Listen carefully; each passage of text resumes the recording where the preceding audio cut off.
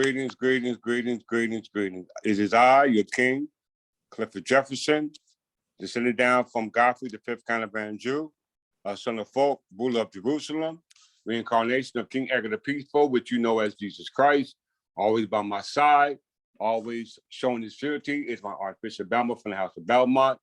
I give honor to all those who are not able to attend today, this beautiful lesson today, in regards to our lessons on common sense, which we're going to try to give you some if you're willing to receive it. I let Archbishop say a couple of words and we can continue on with part 2 of common sense. Archbishop. Greetings again, people from the Kingdom of England, Empire of Albion. As I, Archbishop Belmont from the Noble House of Belmont. And like the King said, this is part 2 of common sense. And as we see in our reality today, common sense just ain't so common. You know, what's right there in front of your eyes that you can utilize with your faculties, you aren't using at its proper capacity. And those faculties, we're talking about your eyes and utilizing the understanding or using reasoning to be able to put things together for what they are instead of trying to bypass it and make it be what it's not. And with this lesson that has been shortened down and compiled that the King is bringing is for you to be able to see what our forebears who had left before us knew, and it was common. It wasn't something that was so far-fetched and unbelievable or abstract. They accepted it for concrete for what it was. So let's go ahead and get started on this part 2 for common sense. Well said, Archbishop. Before we get started, it's just one thing I want to say for the public. It's just strange why that nobody's willing to question anybody anymore about anything. It's just, I mean, even me, I question myself about stuff that I assume to be truth or false. If you don't do that to yourself, then what makes you go do that to something else that affects you? So if you're not questioning yourself internally about what affects you externally, then you're in a world of trouble. I mean, you sit in front of these teachers day in, day out, and pat them on the back as if they're giving you something concrete, whereas though before them, in their lieu of their presentment, they have now presented one concrete proof of evidence. When I say evidence, I'm not talking about evidence outside on the street or baseball game or theosophical or philosophical or hypothetical podcast. We're talking about evidence and law, something tangible, physically, that you can use to make a just reason on regards to factual grounds to warrant something such as a remedy in law. Do me a favor, Archbishop, pull up the Chancery docket number. You got that? Let me pull it up. I think I do have it downloaded on the computer. Yeah.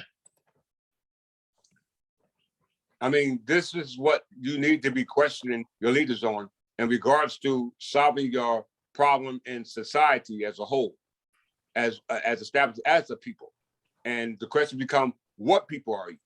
You know what I'm saying? Because if you're not a people of the King's consciousness based off the conscientious law of the natural law of how the King deals with his king and his subjects and his officers, etc. within the realm, then you know anything below the King and his officers and his subjects is hell. Yeah. As we already showed you. Now, we at the English Third Temple Church had declared who we are, incorporated in law by the Department of Treasury, which we know goes back to the Funding Act of 1790, established by the one who wrote the book on common sense, Alexander Hamilton. Alexander Hamilton was the one who created the first Bank of America and got credit from the Bank of England, our ancestors, right? And the result of that called the Regency Act and the Naturalization Act of 1790. Prior to that, you have to go back into the 1740 Naturalization Act and Plantation Act, which this is rooted in. All right, and all that goes back to the Settlement Act of 1701 concerning those parties involved, which don't involve the English heirs because the English heirs were their property at this particular time. So that means that you were in hell. You were considered property. All right. This is why you're subject to the captain that we showed you in the Constitution of July 2nd, 1776, by way of inferior officers ran by captains and their militia. All right. Your township police, your villages, your boroughs, your counties, which compose of municipalities, boroughs, townships, villages. These are construed outside of legislation.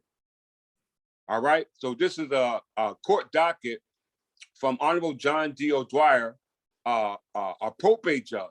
Parts of a special civil judge and little civil procedures, has forwarded our argument in lieu of the King's conscience, which is the subject matter of complaint concerning the breach of the King's peace. And when there's a breach of the King's peace, there's the obligation of the Lord Chancellor, who's head of the Chancery, to bring order in obstruction of the King's peace, who I am, in lieu of us being incorporated as the English Third Temple Church of England, we formed from the Church of England that goes back to time immemorial, as you see here as plaintiffs. The Third Temple English Church, you know they're going to leave England out because they can't tell you everything.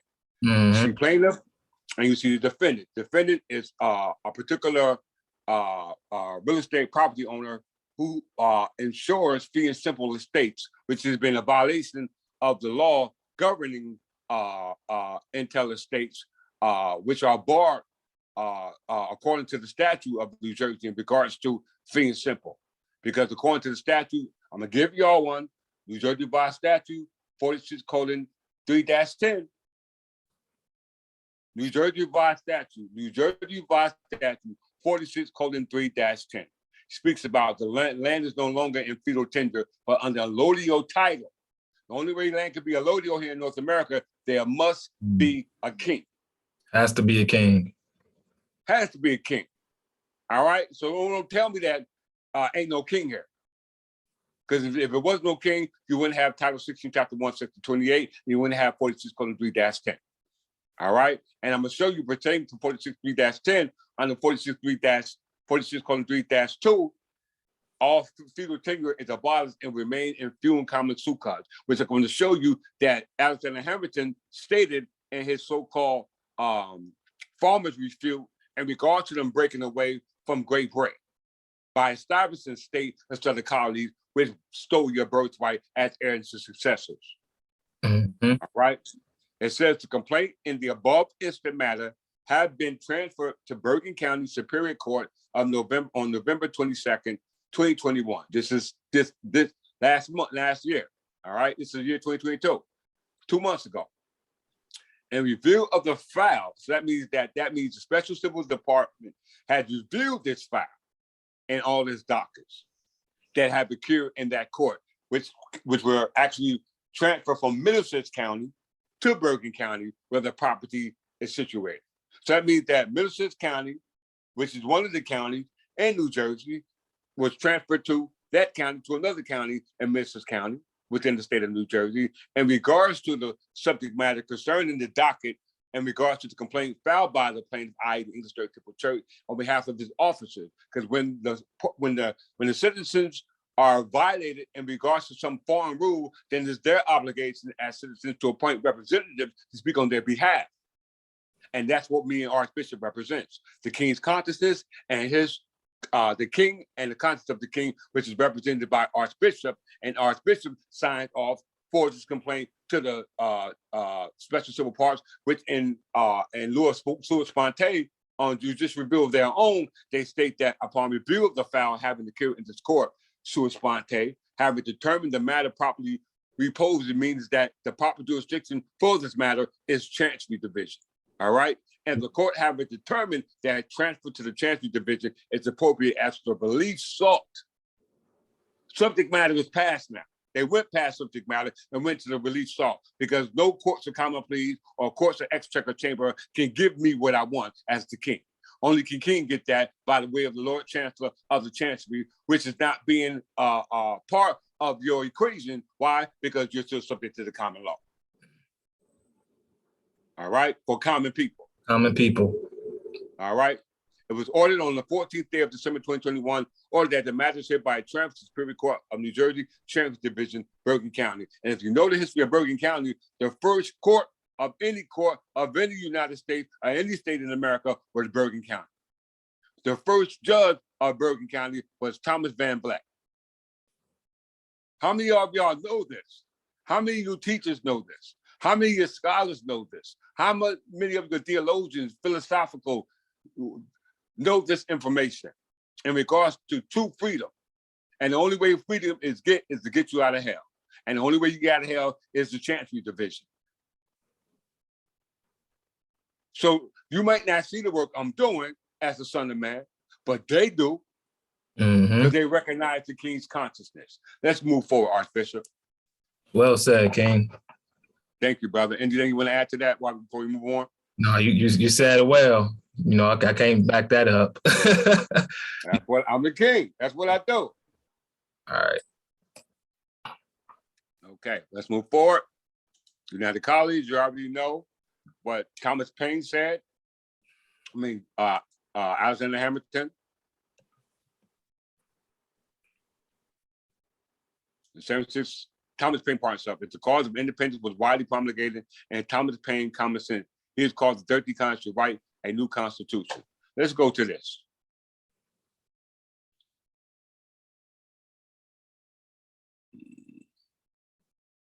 We're gonna try to move fast, so our time will run out. Common sense. Now, once again, brother, go ahead. When you don't use your common sense, what happens is you now have to start having someone take care of you. You know, you fall into a position of they call incompetent wardship status. So if you're not utilizing your proper faculties, that your natural faculties to utilize reasoning, then once again, the state is going to have to take control of your affairs. Well said. The state, the state take care of your affairs. Why? Because you're not in probate. You're in no position to prove anything. They didn't move past proving and automatically assume authority of the property. Why? Because it's automatically subject to courts of common pleas. And courts of common pleas are subject to either regular courts of common pleas, juvenile courts, contract courts, etc. All these courts are nothing more than dealing with civil and criminal matters concerning parties without the knowledge of the king, as well as collected debt for the king without you being noticing why they collected it. Because if they weren't collecting debt for the king, why is there national debt? Absolutely. Where is this money going if it's not going to the king? And the king, the rightful owner of the common suit cause, is not the one getting it. It's those monarchs who left stuff in place. So they're in trouble as well. How are we going to read it? Common sense. Read this for Archbishop. All right. Common Sense is a 47-page pamphlet written by Thomas Paine in 1775, 1776, advocating independence from Great Britain to people in the 13 colonies. Writing in clear and persuasive prose, Paine marshaled moral and political arguments to encourage common people in the colonies to fight for egalitarian government. It was published unanimously on January 10th, 1776. At the beginning of the American Revolution, it became an immediate sensation. Okay, that's good. So as you can see, Thomas Paine wrote a book on common sense on regards to coming up with a way for them to break away from the crown. All right, they want to break away from the crown. And this was all done through the time of the American Revolution.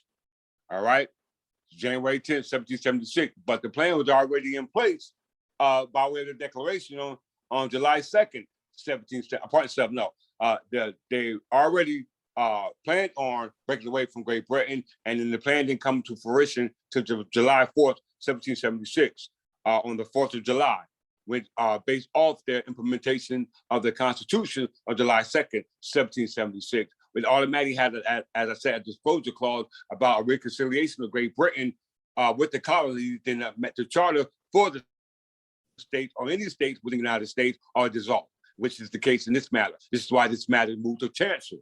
Right? This is why it's going to Chancery. All right. So this is Thomas Paine, who wrote Common Sense. This is why the title of his lecture is denoted to Common Sense. All right. Let's go here.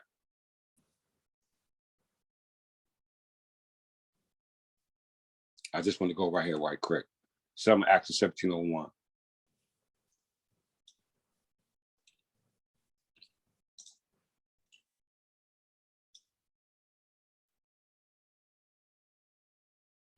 There it goes, right underneath the above the British America.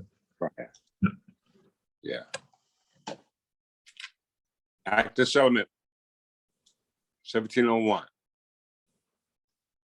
All right. It was to settle the succession who would inherit the English throne as a monarch between the Protestant and the Anglican religions established here as colonies and plantations.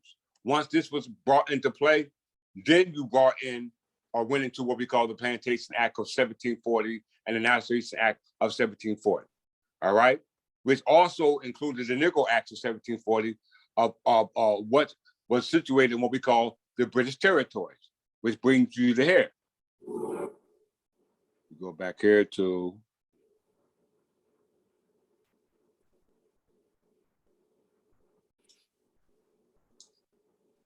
Plantation Act 1740. You already had the Settlement Act, as I just said, of 1701.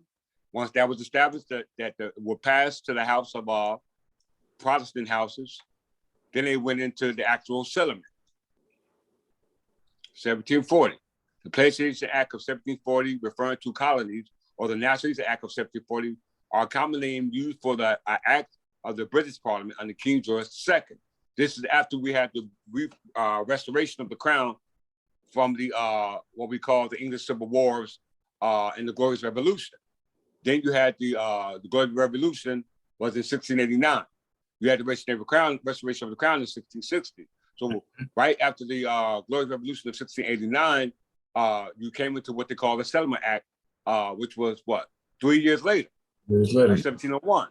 Once the Settlement Act was created in regards to who would succeed the House of Stuart under the de facto Commonwealth, concerning the Catholics who now disguise themselves as what we call Anglican and Protestants, now were considering themselves as colonists here, setting up plantations given to them by charters or grants by the de facto monarchs as the House of Stuarts, which we know their establishment goes back to the Elizabeth religious settlement under the House of Tudors.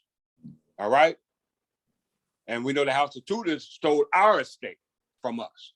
And they're acting as monarchs of England and France, which they're not.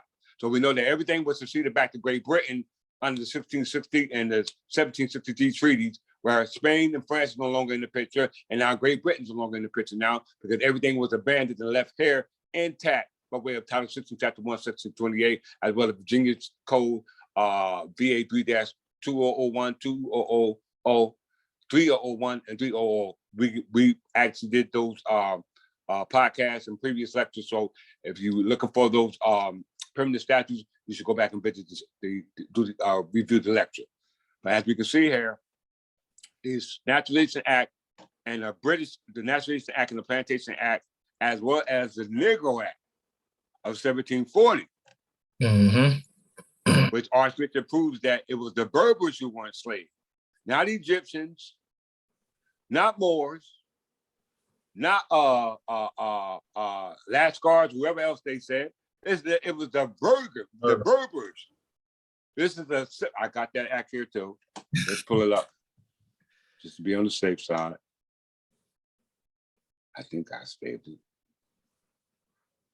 And once again, like we keep showing you, they're going to keep trying to get you to claim other identities besides of who we truly are, so that way you become comfortable to be ruled over via an illusion. As you can see, the Negro Act of 1740 of John Belton O'Neill. This was a judge. I think it don't have it here. No, it's going to. Yeah, they don't have it there. All right, but it says Berbers. We went over that already, so we're not going to backtrack that. So this is the Negro Act of 1740 the Plantation Act of 1740, and the Naturalization Act of 1740. That all was preceded by the Act of Settlement in 1701. All right. So when we go back to the Act of 1701, the Act of Settlement, where is that? It's right. Right. Yep, right there. Act of Settlement 1701. This breaks way for what we call the Naturalization Act of 1790.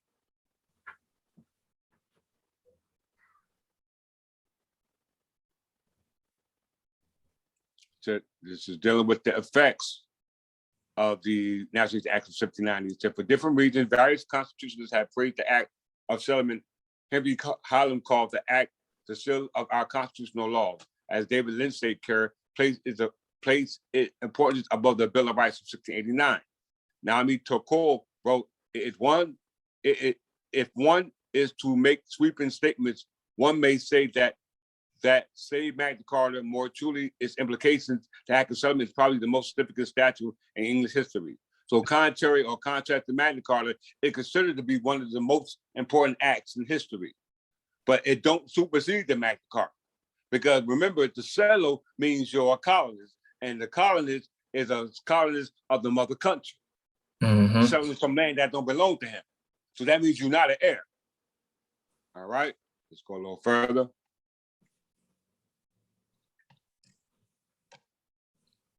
Where's we at?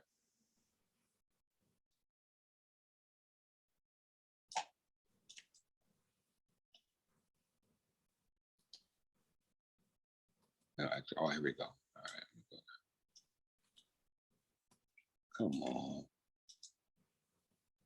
All right, so we're dealing with the Act of Settlement.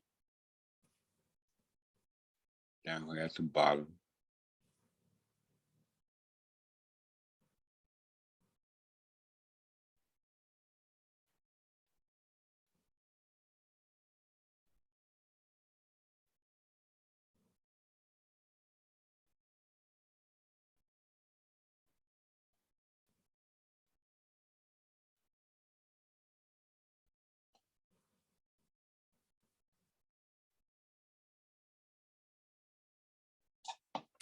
I'm bugging.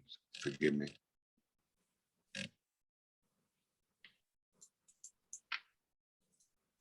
It's here. Just give me a second. Let me just find it.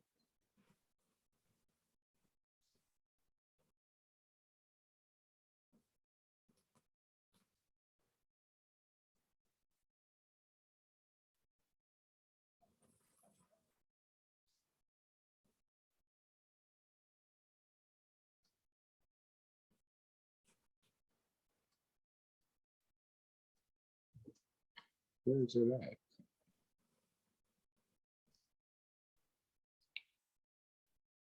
Bear with me, brothers and sisters. Bear with me. It's here.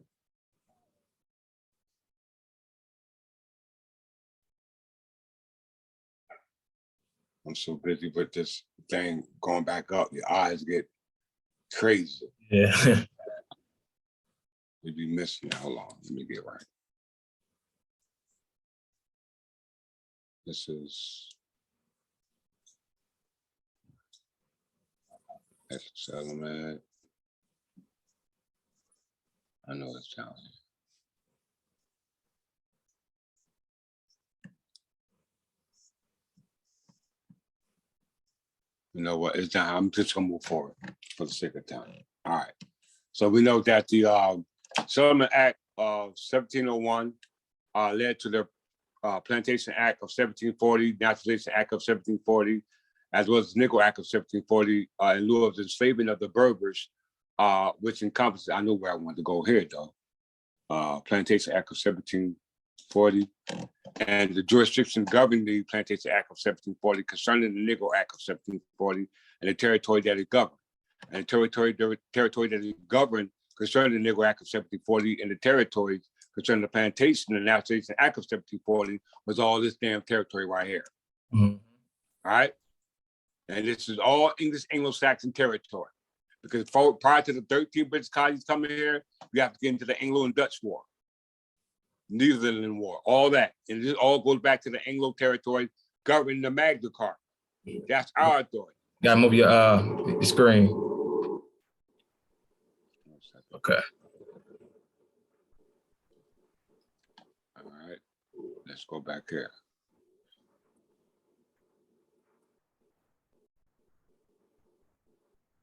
All right, let's go here. Farmers refuted. Very important. We're going to go right to the meat. Now, this is the Farmers Refuted. This was by Alexander Hamilton. Let me just pull him up right quick so we can know who he is, because Alexander Hamilton was the one who funded the founding of America.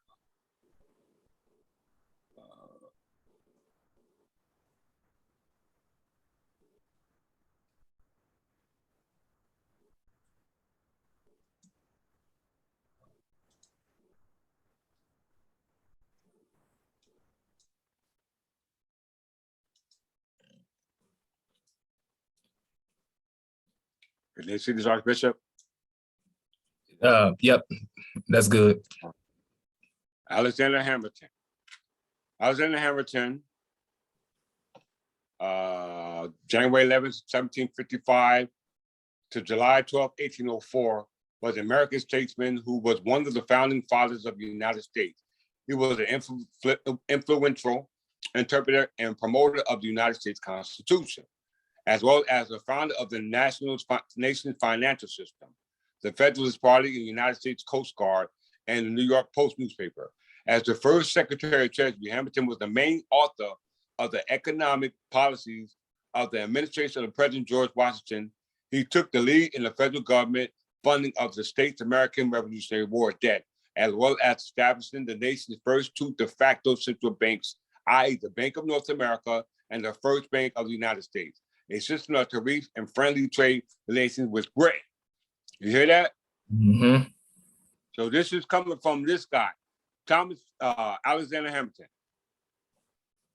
All right. Let me just go back here. Farmers refuted. Let's get a little bit what we're about to give you a little brief about what we're about to discuss from Wikipedia. So I think it gives you a good synopsis.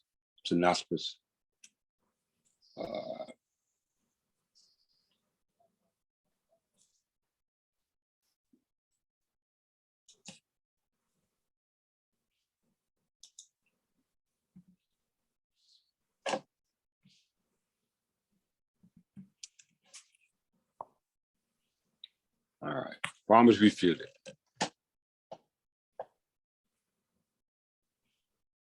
Farmer refuted, published in February 1775, was Alexander Hamilton's second published work, a full follow-up to his 1774, a full vindication of the measures of Congress,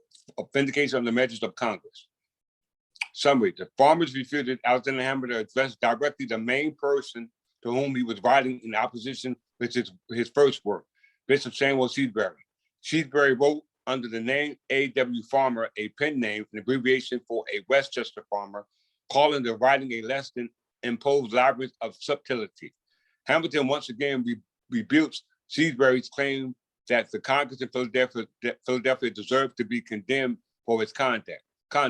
He also critiques the writing of Seabury, stating that the colonies can exist in their advocacy against Parliament acts while remaining loyal to the King of Great Britain, stating that it is only by occasion that Parliament acts give authority to the King.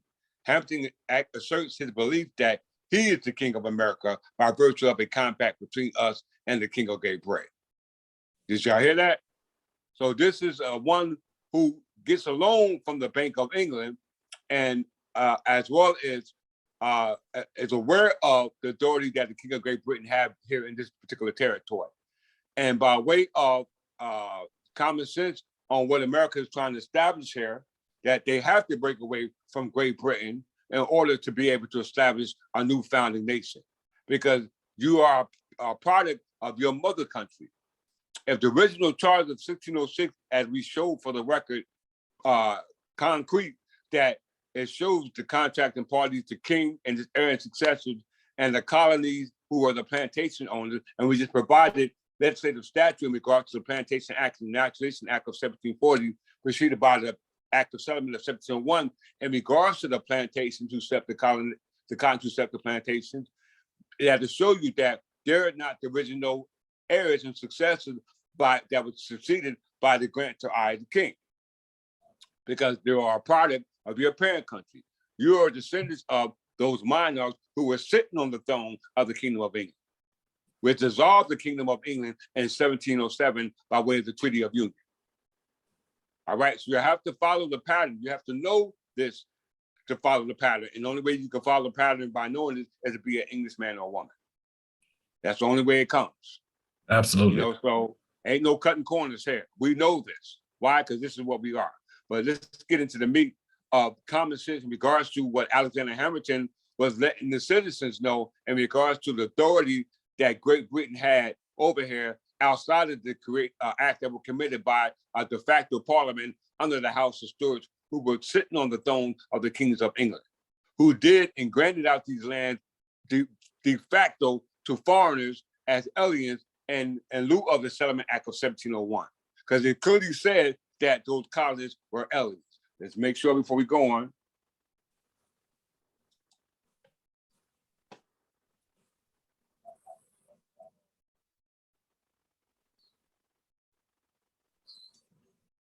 No, I'm sorry, 1740.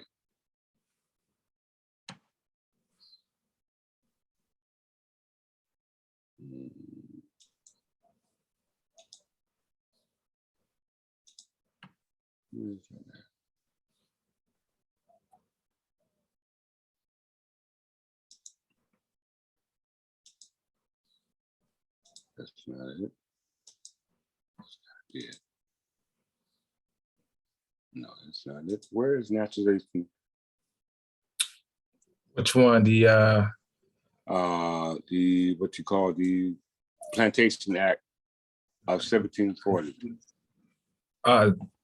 You had it up. Somehow it disappeared. There it go. So we're dealing with who's the parties that are allowing him to come to America and set up plantations. Plantation Act of 1740, also known as the Naturalization Act of 1740, are common names used for the act of the British Parliament that was officially titled an Act of Naturalization. Such foreign Protestants and others therein mentioned as are settled or shall settle in any of His Majesty's colonies in America. The act became effective on June 1st, 1740, and allowed any Protestant alien residing in any of their American colonies. Did it say English colonies, Archbishop? It did not. It didn't say English colonies. It said American colonies. And we know the American colonies is the British colonies. It's the British colonies, because before they became American colonies, they were called United Colonies, because you can't get America until you get to the United States. All right, so let's look at this from is refuted by the one who recognizes where the authority comes from. Archbishop, help me out a little bit here, start from here. All right, so it says, start out with upon this law. This was called, let's move one up first. 1 second. Oh yeah. Start from 10. Okay. All right, it says, good and wise men, good and wise, that in judging from them. There is no stone similar to it. Oh, the thing, yeah, it must be a delay in it. Okay. There's no strong similitude between your political principles and those maintained by Mr. Hobbes, that in judging from them, a person might very easily mistake you for a disciple of his. His opinion was exactly coincident with yours relative to man in the state of nature. He held as you do that he was then perfectly free from all restraint of law and government.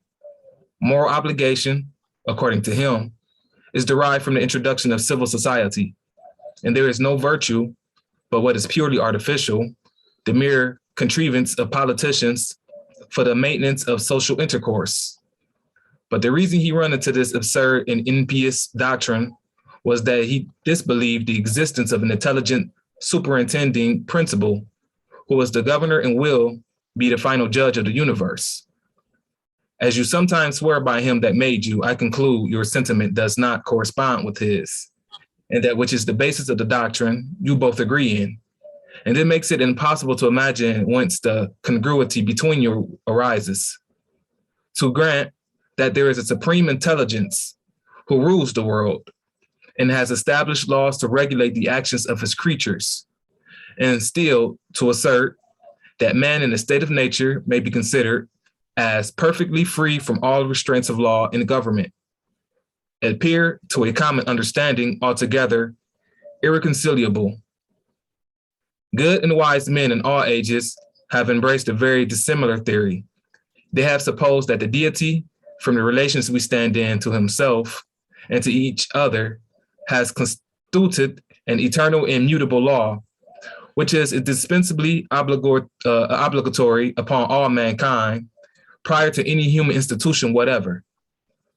This is what is called the law of nature, which being coeval with mankind and dictated by God himself, is of course superior in obligation to any other. It is binding over the globe in all countries and at all times. No human laws are of any validity if contrary to this, and such of them are invalid, derive all their authority immediately from this original. That's Blackstone. Okay. All right, this is Blackstone. Now I'm going to use Blackstone. Now we know the king's consciousness is based off the cognizable law, which is called the law of nature. Mm-hmm. All right. Now we're talking about the law of nature. You can either be abstract talk or concrete talk. You know what I'm saying? So if you want to talk that concrete, that abstract talk, you go ahead. You know what I'm saying? You can't get in the court talking about evolution and ethers and all that. That's not what they deal with. You can deal with that in your own free time. You know what I'm saying? Right now, we're proving the existence of human beings based off their nationality in regards to their affiliation with their customs that's broken down to their societies under their affiliation with other people in the same society known as the body of politics. All right, which happened, our party happened to be ecclesiastical in nature. You know what I'm saying? And that was passed down for our ancestors, for our earthly salvation here in what we call the Kingdom of England. You know what I'm saying? Because we know in the Kingdom of England, everything was beautiful, going all the way back to King Edward the Peaceful. The only king and all kings who had a ring that never had a war. All right? And I'm the incarnation of him. And I plan on having a ring without no wars. I'm going to show you how that's being done. The great deportation. All right? We ain't going to get into that right now. But read what Blackstone has to say. It says, so upon this law depend the natural rights of mankind. The Supreme Being gave existence to man, together with the means of preserving and beatifying that existence. He endowed him with rational faculties, by the help of which to discern and pursue such things as were consistent with his duty and interest, and invested him with an inviolable right to personal liberty and personal safety. Hence, in the state of nature, no man had any moral power to deprive another of his life, limbs, property, or liberty, nor the last authority to command or exact obedience from him, except that which arose from the ties of consanguinity, which is blood. Hence, also, the origin of all civil government, justly established, must be a voluntary compact between the rulers and the ruled, and must be liable to such limitations as are necessary for the security of the absolute rights of the latter. For what original title can any man or set of men have to govern others except their own consent? Stop. Now, you know it said must be liable to such limitations as are necessary for securing the absolute rights for the latter. Mm-hmm. Who are the latter? The ruled, the subjects. You know what I'm saying? So a king's obligation is not to put hardship on the people in regards to hard times, but to help people come together and as a result of the effects of hard times. Exactly. You know what I'm saying? And you see the opposites going on. And this is why America was established, to separate, to collectiveness. To divide you. All right. Go ahead.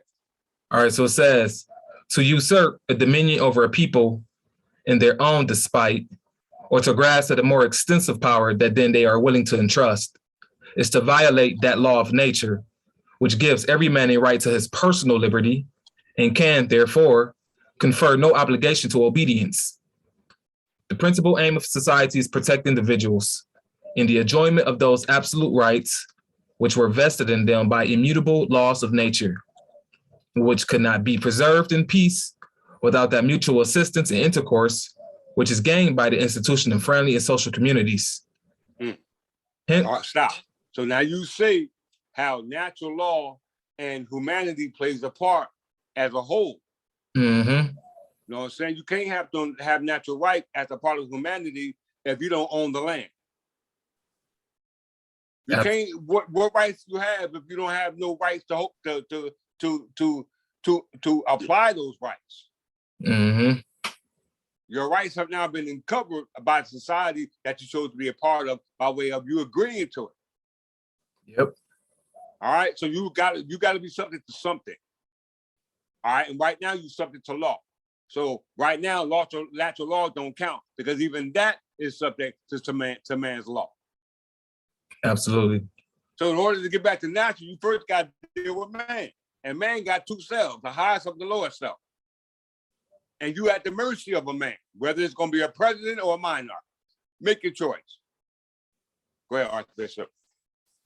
It says, if we examine the pretensions, of Parliament by this criterion, which is evidently a good one, we shall presently detect their injustice. First, they are subversive of our natural liberty because an authority is assumed over us, which we by no means assent to. And secondly, they divest us of that moral security for our lives and properties which are entitled to, which it is the primary end of society to bestow. For such security can never exist while we have no part in making the laws that are to bind us, and while it may be the interest of our uncontrolled legislators to oppress us as much as possible.